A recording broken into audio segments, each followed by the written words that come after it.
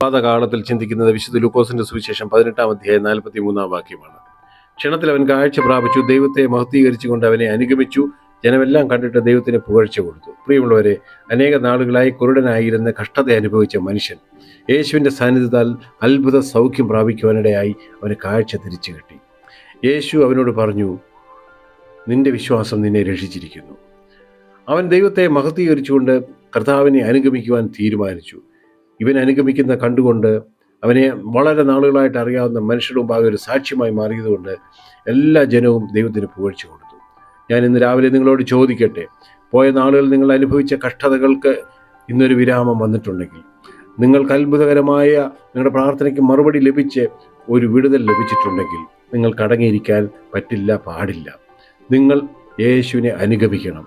ഇനിയും കർത്താവെ, ഞാൻ നിന്നെ വിട്ട് എങ്ങോട്ടും പോകുകയില്ല എന്ന് പറഞ്ഞ് ഒരു തീരുമാനമെടുക്കണം. അതിനുവേണ്ടിയാണ് നിങ്ങൾക്ക് ഈ അത്ഭുതം തന്നത്, ഈ വിടുതൽ തന്നത്. യേശുവിനെ അനുഗമിക്കണം. നിങ്ങളുടെ സാക്ഷ്യം കണ്ട് നിങ്ങളെ അറിയാവുന്ന ജനമെല്ലാം ദൈവത്തിന് പുകഴ്ച കൊടുക്കണം. പ്രാർത്ഥിക്കാം. പ്രിയ കർത്താവെ, ഇന്ന് രാവിലെ വചനം കേട്ടവർ, ഇതുവരെയും ദൈവത്തിന് പുകഴ്ച കൊടുക്കാത്തവർ, ഇതുവരെ വിടുതൽ ലഭിക്കാത്തവർ, ഇപ്പോൾ ലഭിച്ചിരിക്കുന്ന വിടുതൽ ഓർത്ത് ദൈവത്തിന് മഹത്വം കൊടുക്കുമ്പോൾ, കർത്താവെ, യേശുവിനെ അനുഗമിക്കുമ്പോൾ അത് വലിയൊരു സാക്ഷ്യമായി മാറണമേ. യേശുവിൻ നാമത്തിൽ തന്നെ ആമേൻ. God bless you. തിരുരക്തം നമുക്ക് കോട്ടയായിരിക്കട്ടെ. വീണ്ടും നമുക്ക് കൂടി വരാം.